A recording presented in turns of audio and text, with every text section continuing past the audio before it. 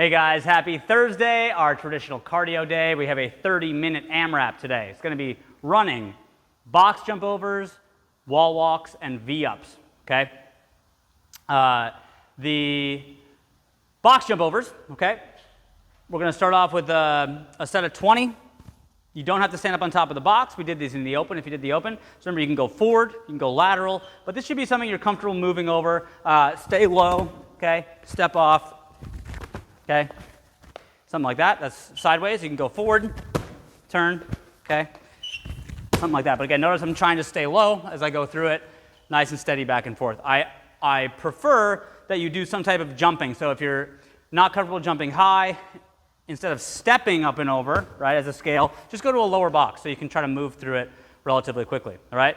From there, we got V-ups. So V-ups, again, are often a scale for toes to bar, but this is a great strength to build up your core, your hip flexors. All right, so when we're doing V-ups, I always tell people, be hard on yourself. Try to keep your knees straight. It's shockingly hard, all right? Also, try to have a good back position. What I always say is your feet and hands shouldn't touch the floor at the bottom. When I do this, it arches my back out. So ideally, you're keeping tension in your core the entire time. So you're in hollow position and you snap, okay, from there. So if that's hard, you're going to do tuck-ups instead. Same concept though, tuck, okay? If you find that sometimes your back gets stuck on the floor, so it's like this and you can't get up onto your butt, it means that you probably lifted your legs too early. I think about initiating the movement like a sit-up. I'm starting with my upper body slightly before my feet, okay? So if you find that you're doing this and you're kind of stuck with your back here, think arms first and feet second, okay? That might help with your timing, okay? So we have to do a set of those, 40 in your first round, and then 4 wall walks. So again, another classic movement from the open, starting in the bottom of the push-up. First thing you're gonna do is sit back, okay? Kind of tuck the chin between the arms, and then reach a foot up. Keep the chin tucked again between the arms. Try to keep the hips nice and high. Walk back so you're about 6 inches from the wall, and then walk back forward, step down, and lay back down, okay? That's the full range of motion. You have to do 4 per round. So if you're not comfortable, feel free, or it's a challenging movement, do less reps, 3 or 2. Each rep less is significantly easier. So, or another way you can do it is reduce the range of motion. So same start, step up, and just try to move your hands maybe 1 or 2 steps, and then come back down, okay? That can be challenging for some people as well. So it's going to be descending distance and reps, going for 30 minutes through it. That's it for the conditioning, but there is a plank core finisher as well.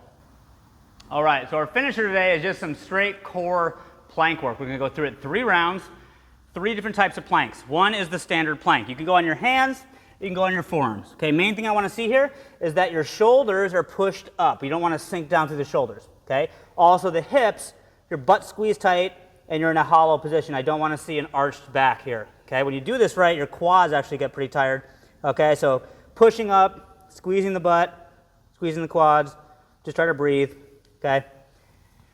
That's the basic plank. Most people know that one. The side plank is challenging. Same thing, you go on your forearm, you go on your hand. Okay, main thing I want to see here, I'll show you from the side, is that your hips are nice and high and flat. We want to avoid this position, okay?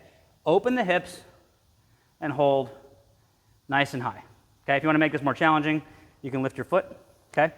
So you're going to do that on each side. And then the old reverse plank. So reverse plank, we can do a couple versions, but basically think shoulder width distance. You're going to pick the hips up, squeeze the butt, press through the ham. You'll feel this in your hamstrings as you're pressing through your heels, trying to keep your hips nice and high, pull your shoulder blades back. Okay, you don't want to be hanging out down here. Okay, if this is hard for you, one way that you can make this easier is by elevating your hands, okay?